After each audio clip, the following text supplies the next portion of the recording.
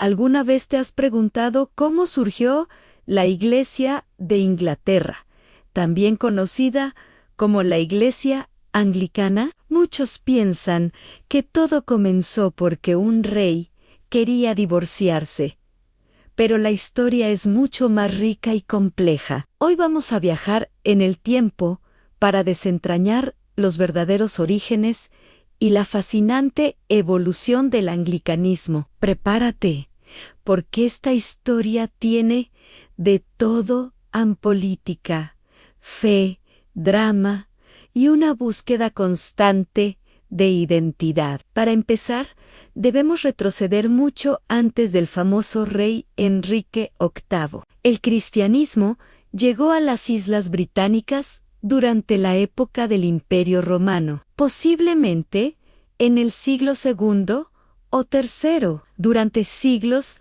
se desarrolló una iglesia celta con sus propias tradiciones y costumbres, bastante independiente de Roma.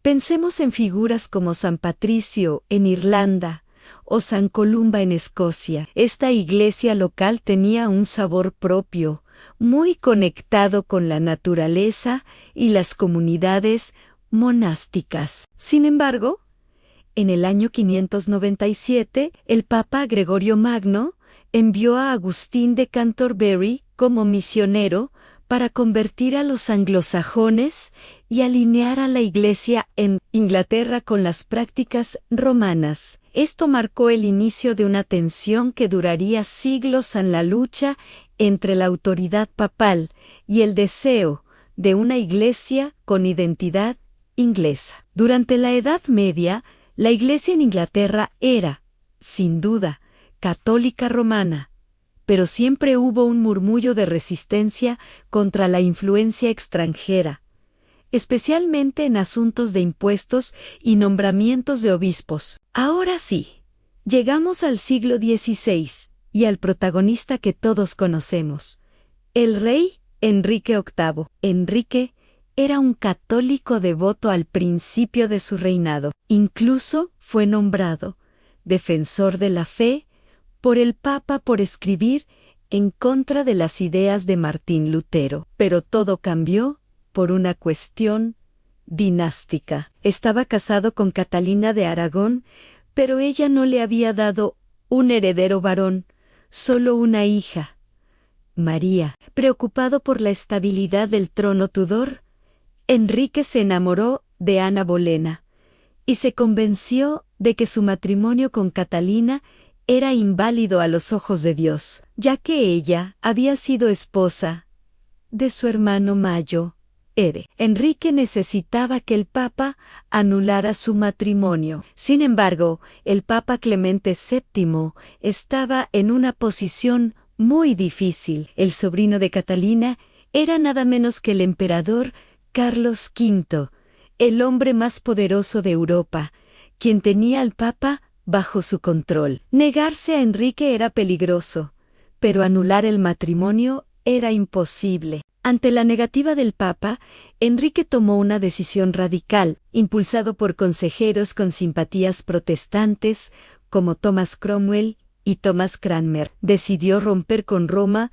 En 1534, el Parlamento inglés aprobó el Acta de Supremacía, que declaraba al rey como la cabeza suprema de la Iglesia de Inglaterra. Esto no fue una reforma teológica al estilo de Lutero o Calvino. Al principio, la Iglesia de Enrique seguía siendo católica en su doctrina y ritual, solo que sin el Papa. De hecho, Enrique persiguió tanto a los protestantes que negaban la doctrina católica como a los católicos que negaban su supremacía. El cambio más grande fue la disolución de los monasterios. Enrique se apoderó de sus vastas riquezas, lo que le dio un poder económico inmenso y le permitió recompensar a la nobleza que lo apoyaba, asegurando así el éxito de su reforma. Tras la muerte de Enrique,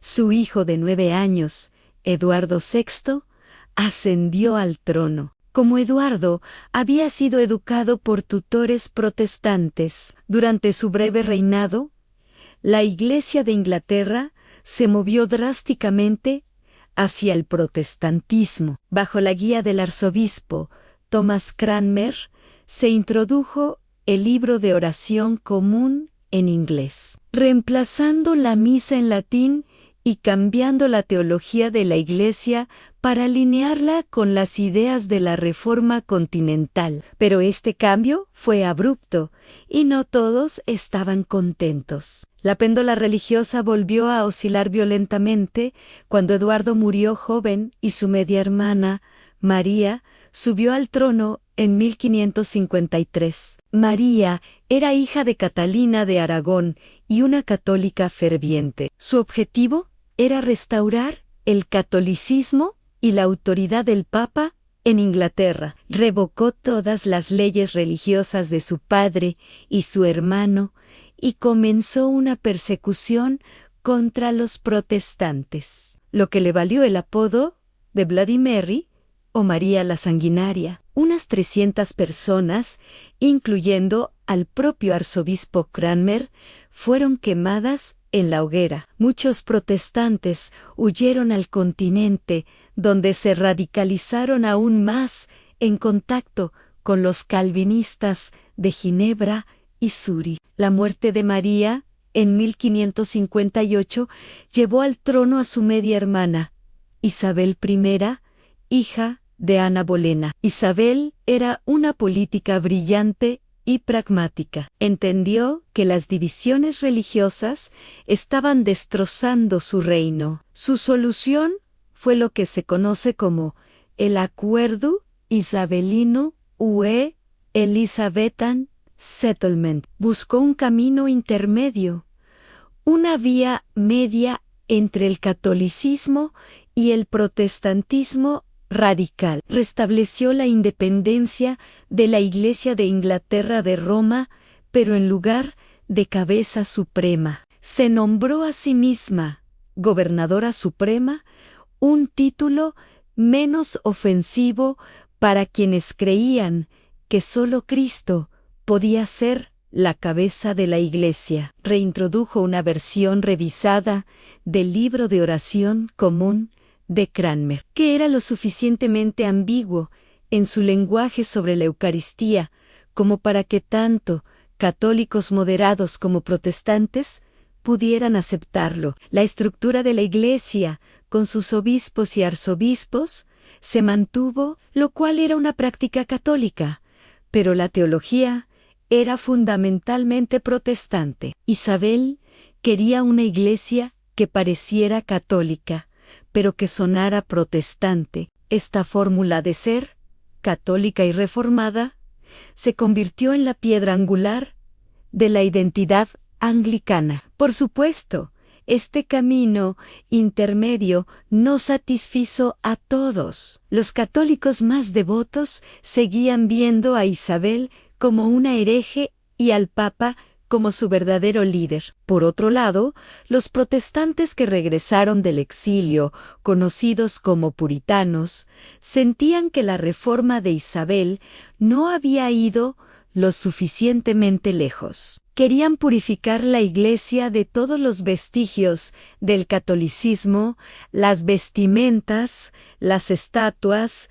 los obispos. Querían una Iglesia más simple y más alineada con el modelo de Ginebra. Estas tensiones entre la facción más católica o anglo-católica y la facción más protestante o evangélica dentro de la Iglesia de Inglaterra continuarían durante siglos y, de hecho, definen el anglicanismo hasta el día de hoy. Durante los siglos XVII y XVIII, el anglicanismo se consolidó como la Iglesia establecida de Inglaterra. También fue una época de gran expansión intelectual. Teólogos como Richard Hooker defendieron la vía media de Isabel, argumentando que la autoridad en la Iglesia no provenía solo de la Biblia, como decían los puritanos, sino de un equilibrio entre la Escritura,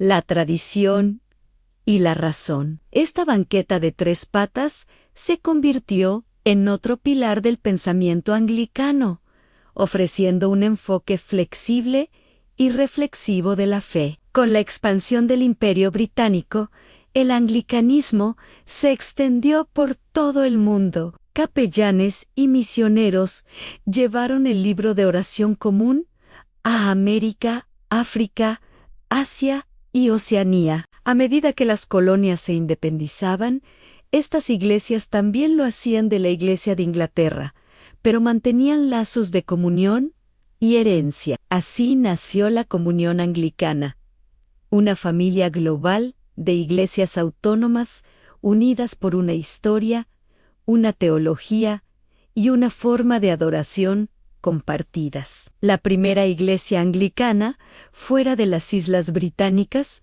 fue la Iglesia Episcopal en los Estados Unidos, organizada después de la Revolución Americana. En el siglo XIX, la Iglesia de Inglaterra experimentó 2 movimientos de avivamiento muy importantes que moldearon su futuro. Primero, el movimiento evangélico, influenciado por figuras como John Wesley, aunque finalmente formó su propia iglesia metodista. Este movimiento enfatizó la conversión personal, la predicación bíblica y el activismo social, como la lucha contra la esclavitud, liderada por el anglicano William Wilberforce. Poco después, surgió el movimiento de Oxford o movimiento tractariano, liderado por John Henry Newman. Este movimiento buscaba revivir las raíces católicas del anglicanismo, enfatizando